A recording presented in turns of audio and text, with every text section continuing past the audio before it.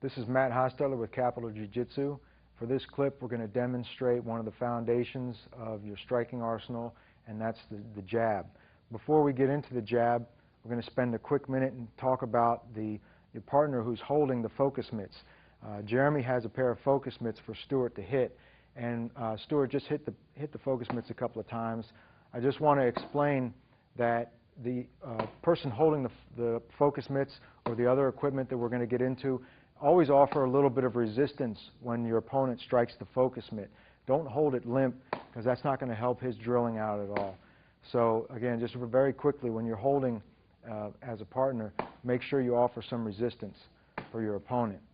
Now, to get into the jab, Stuart is simply going to take his lead hand, and he's in an orthodox stance right now, and what that means is that his right hand, his power hand, is in the back, and his left hand is in the front. They call that orthodox, I guess, simply because a majority of the people started out with it. The southpaw stance is for lefties, and the southpaw stance is just the mirror opposite.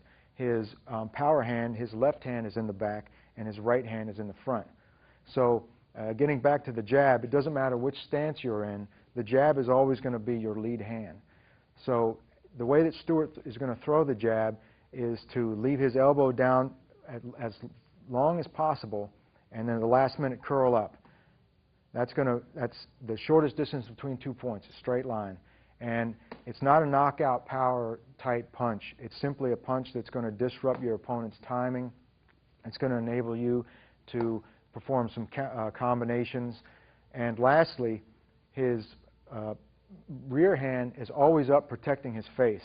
At all times when he's throwing his jab, you never want to drop your rear hand. You always keep it up. Same holds true for the other strikes that we're going to talk about. You never drop your other hand. You always stay in a defensive posture. And with the foot movement, when he throws the jab, you don't necessarily have to step forward. You don't even necessarily have to curl your foot, but you can if you want to. It all depends on the distance between you and your opponent. But you can simply throw the jab without moving anything, or you can curl your lead foot forward just a little bit. But you don't want to get into anything more fancy than that, because that's not what the jab is designed for. And that's the end of our discussion on the jab.